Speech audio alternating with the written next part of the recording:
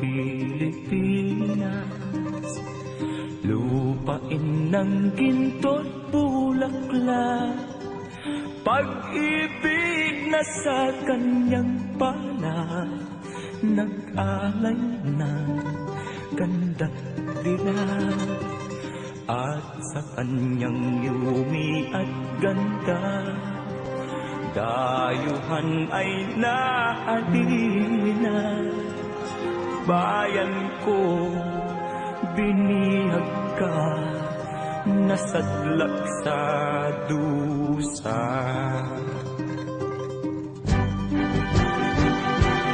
Ibon mang may layang lumipad, kulungin mo at umiiyak.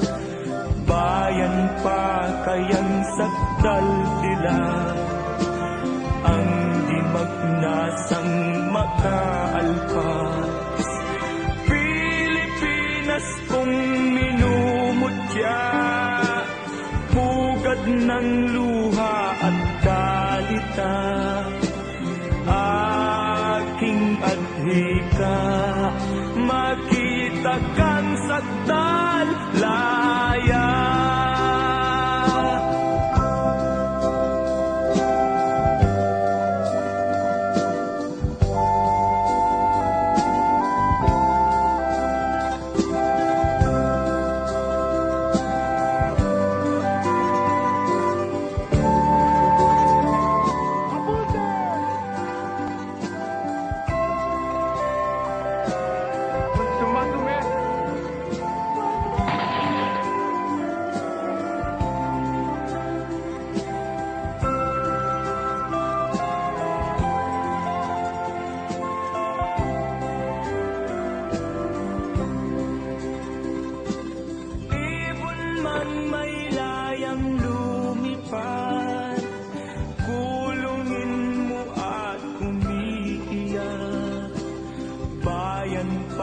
Kayang sakdal nila, ang di magnasang makaalpas.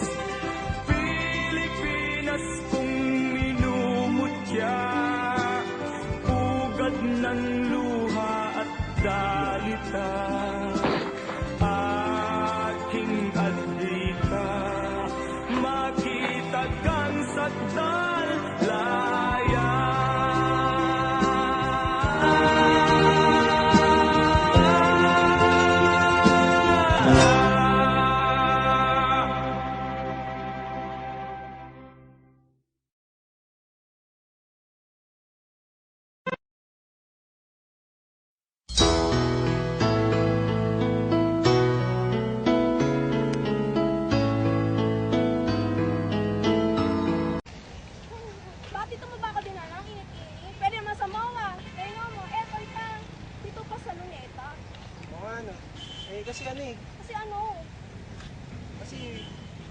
Dito. Parang gusto kong i-share sa'yo yung Ang alin? pagiging historical nitong lugar na to. Historical? Nino? Ano bang nangyari dito sa Luneta? Ito kaya pinatay si Sino? Dito binaril ang ating national hero. Sino ba yung national hero natin? Hindi mo alam? Siyempre si Dr. Jose Rizal. Sino si Rizal? Sa piling ng mga bulaklak at halaman, doon tayo nagsimula. Mga rapatulan,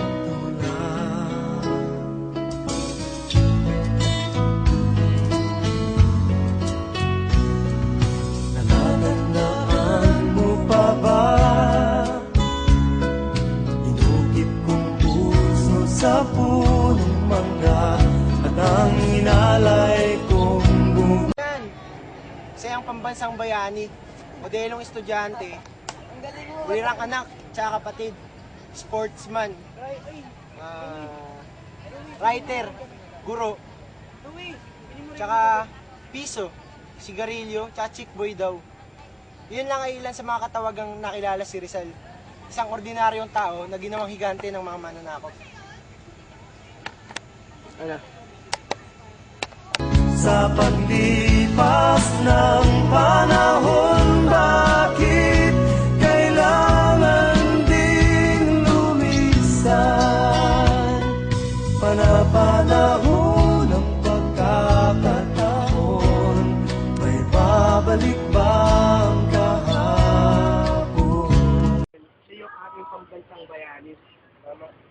niya ang bakit? Bakit? Kasi gumamit siya ng ibang paraan para lumaban. Ay nga yung pagsulat. Tama. Ginamit niya yung kanyang talento sa pagsulat upang paglaban yung mga Pilipino. Tama. Ginamit niya yung pagsulat para i-express yung kanyang mga hinaing at saka parang sabihin niya sa mga sila kung ano yung gusto niya mangyari. Tama. Diba, alam naman natin na dalawa yung sinulat niya, yung El Filibusterismo at Los Limitares. Tama. Rizal, kinukonsider ko siya bilang isang extraordinary, dakila, matalino, at isang halos perfectong bayani talaga. Bakit? Kasi nga, sa mga ginawa niya eh. Punot halaman, bakit kailangang lumisan? Panapanahon ng pagkakataon, may babalik ba ang kahapon?